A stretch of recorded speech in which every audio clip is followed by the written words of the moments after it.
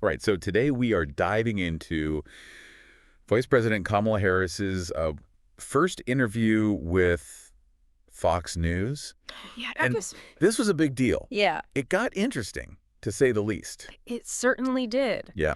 This one was not just an interview. I think Yes. this is one of those ones where we can look at it and say, okay, this is kind of what we're in for this election cycle. Yeah. You know, we're seeing how the media is already working. We're seeing what kinds of strategies are going to be at play. Right. And I think even deeper than that, Yeah. we can see how representation factors into this because, you know, this is the first woman of color Right. in this position Yep. being interviewed In this way. on a stage like this. Exactly. And I think that first clash over immigration Yes. really kind of set the tone for the whole thing. They played this really heart-wrenching clip of a mother who lost her daughter to a crime committed by an undocumented immigrant. Mm.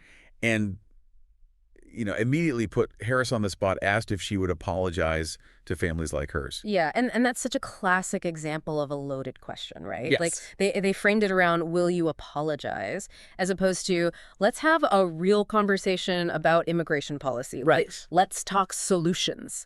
Right. It's all about emotion, and it immediately puts her on the defensive. And what I thought was really interesting is she didn't take the bait. Right. She very clearly expressed her condolences, but immediately pivoted to criticizing the GOP for not addressing immigration reform, and actually even brought up former President Trump directly. Yeah, and that's such an effective strategy in this kind of situation, right? Right. Because she's acknowledging the tragedy, but she's also shifting the focus to what she sees as a failure of leadership on the other side. Right. And so it's this way of like connecting with an audience that might be skeptical Right. while not actually Yeah. backing down from her stance. It's like she's saying, yes, this is a tragedy, but let's talk about how we prevent it. Exactly. And speaking of like really tricky political maneuvering, Okay. this is where things got even more interesting for me, at least. All right. They brought up the issue of taxpayer-funded gender reassignment surgery for prisoners Yes. and the accusations of Harris flip-flopping on the issue. This is a great example What of is that? why it's so important to be media literate. Yes, Right. absolutely. Because we live in a world of sound bites Soundbites. and headlines and tweets where these very complex issues get boiled down to Yeah. something incredibly simplistic. Right. And it makes it very, very easy to accuse someone of being inconsistent when maybe there's more to the story. Well, and it did seem jarring on the surface, right? Yeah. Because back in 2019, Harris seemed very much to support this. But now her campaign is saying, no, that's not her position. Right. So what do we make of that? Well, it's a really difficult thing, right? Okay. Because if you're a politician, you're constantly having to balance, like, staying true to your values, Right. but also recognizing that society changes Right. and views evolve and new information comes to light. Yeah. And so how do you do that Yeah. without looking like you're pandering for votes? Right. It's a tough needle to thread. So how should we as voters kind of be thinking about this? Right. I mean, should we be really reading into every single like shift in position, or are there other things that we should be looking at? It's really easy to get caught up in these gotcha moments, Yeah. right? Where it's like, aha, we caught you. You said this, yeah. Right, exactly. Like, gotcha. But I actually think it's much more valuable to look at the bigger picture. Yeah. So instead of focusing on like one statement, Oop. what are the candidates' actual policy proposals? Okay. What does their voting record tell us? Because those are the things that will actually have an impact on people's lives, Okay. as opposed to, one statement taken out of context. That's a great point, because it's so easy to get swept up in the headlines and the drama. Oh, absolutely. But we really do need to remember that there's a lot more at stake here. Yeah, and this whole interview, for me, really highlights why it's important to be an active consumer of news. Yes. To be critical about what we're hearing and seeing, and to seek out diverse perspectives. Absolutely. Don't just accept the narrative that's being presented. Yes. Like, dig a little deeper. Do your own research. Exactly. This next part of the interview really threw me for a loop. You know that clip they played of Harris praising the Biden administration? Oh, yeah. Well, her response was Yeah. definitely interesting. That quote, "My presidency will not be a continuation of Joe Biden's presidency." Yeah. I mean, talk about a soundbite that's going to get people talking. Yeah. It makes you wonder if she's trying to distance herself just a bit. Yeah, especially with those approval ratings. For Biden kind of struggling right now. Yeah, well, this is what we call strategic ambiguity. Okay. She puts this big statement out there, Right. without a lot of context. Cool. So people can interpret it in different ways. Right. Some voters might hear that and say, wow, she's really her own person. Right. She's going to shake things up. She's not Biden. Exactly. Right. And then other voters might hear that and say, wait a minute. Is she throwing him under the bus? Yeah. Is she trying to distance herself? Is there trouble in paradise? Right, exactly. Wow. So it's like a calculated risk. Oh, absolutely. It could really go either way. High risk, high reward. Yeah.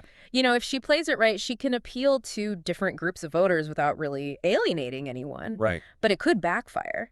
Right. Because it could look like she's not being straight with people. Right. Or even worse, that she's hiding something. Like she doesn't even know what she would do. Right, exactly. Yeah. Yeah, that's a really good point. Speaking of things that are kind of like walking a tightrope, Yeah. we have to talk about the elephant in the room here. Okay. And that's the whole question of Biden's age and mental fitness. Yeah. I mean, Fox News did not shy away from that at all. No, they did not end. Which, I mean, let's be real. We all knew they were going to go there. Right. Given their audience and how much they've been focusing on that. It was inevitable. And it's such a sensitive topic. Yes. And I was really watching to see how she would handle that. Yeah. I think she deflected like a pro. Okay. She immediately praised Biden's experience, Yes, sir. his judgment, Okay. and then very skillfully brought it back to the election. And I'm going to quote her on this one. Joe Biden is not on the ballot. Donald Trump is. Oh, wow. I mean, that felt like a really powerful way to shut that line of questioning down. It was a masterful pivot. It really was. Because she shifted the focus away from Biden. Right. And put it squarely back on Trump. Right. And that's something they can't really argue with. Yeah. So we've talked about immigration, social issues, the elephant in the room, but it's interesting to me what they didn't talk about. Oh, yeah. Like what?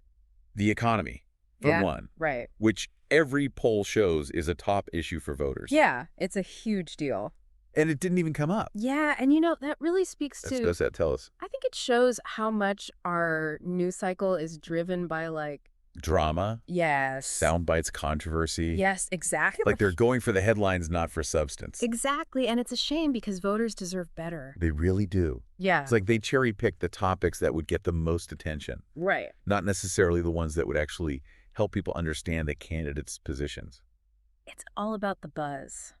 It is. Yeah. And again, it goes back to what we were saying earlier Lipo. about media literacy. Yeah.